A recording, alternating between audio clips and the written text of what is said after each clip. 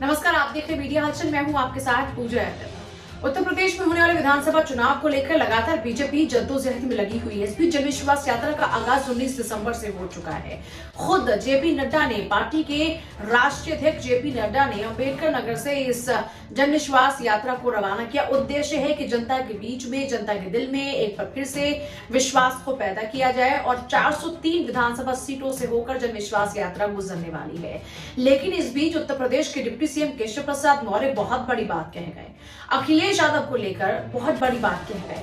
वैसे भी तमाम जो बड़े नेता हैं बीजेपी के, वो लगातार अखिलेश यादव को निशाने पर ले रहे हैं, लेकिन इस बीच केशव प्रसाद मौर्य ने कुछ ऐसा कह दिया जो अखिलेश यादव को तो बिल्कुल नहीं भाएगा। दरअसल केशव प्रसाद मौर्य कह रहे हैं कि 2022 में आपके लिए कुछ नहीं बचा।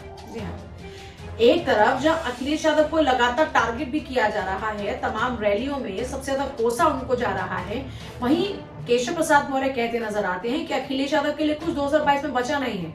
वो कहते हैं कि 2022 में वो आपके लिए कुछ नहीं बचा, क्योंकि जनता ने बहुमत बीजेपी को देना, इसलिए अगर थोड़ी बहुत हिम्मत बचती 2027 के लिए तैयारी कर लीजिए। इसके बाद जो अगला विधानसभा चुनाव होगा वो 2027 के अंदर होगा, तो उस विधानसभा चुनाव के लिए तैयारी की बात अभी से वो कह रहे हैं। वो कह रहे हैं कि 2022 को आप छोड़ दीजिए, क्योंकि यहाँ पर आपके पास कुछ नहीं है, यहाँ कुछ नहीं मिलने वाला आपको, लेकिन हाँ हिम्मत बचती तो 2027 के लिए आप तैयारी जरूर कर सकते हैं।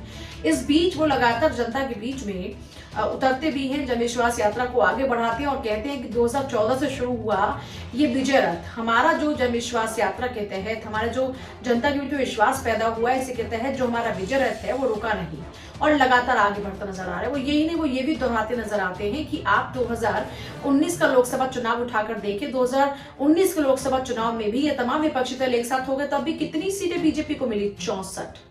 और ये कहां खड़े रहे? 80 लोकसभा सीट वाले उत्तर प्रदेश में 64 बीजेपी के खाते में गए। इस बात को दोहराते हुए नजर आते हैं केशव प्रसाद मौर्य और कहते हैं कि देख लीजिए, इनका हश्र ये है कि सारे मिल जाए तब भी बीजेपी का कुछ नहीं बिगाड़ सकते हैं, क्योंकि बीजेपी जनता के हित की बात करती है। वो ये भी दोहराते नजर आते हैं कि अगर जनता ने प्रधानमंत्री मोदी को ना चुना होता तो क्या राम मंदिर मिल पाता? इससे पहले भी केशव प्रसाद मौर्य अपने बयान को लेकर खूब चर्चा में आ गए थे और अपनी हिंदुत्व वाली छवि को उभारने की जो उनकी कोशिश थी वो साफ तौर पर नजर भी आ रही थी। अब फिर से वो रामलला का जिक्र भी कर रहे हैं। इससे पहले उन्होंने कहा था कि राम मंदिर और काशी में काम जारी है और मथुरा की बारी है। उनके इस बयान के बाद वो खूब चर्चाओं में रहे थे, लेकिन अब जनविश्वास यात्रा को आगे बढ़ा रहे हैं और जनविश्वास यात्रा में जहां उनकी जिम्मेदारी थी उसको बखूबी निभाते हुए प्रधानमंत्री मोदी की जमकर कसीदे पढ़े और अखिलेश यादव को जमकर कोसना शुरू कर दिया, जिसमें उन्होंने साफ तौर पर यह कह दिया कि अब आपके लिए कुछ नहीं बचा, 27 की तैयारी कीजिए।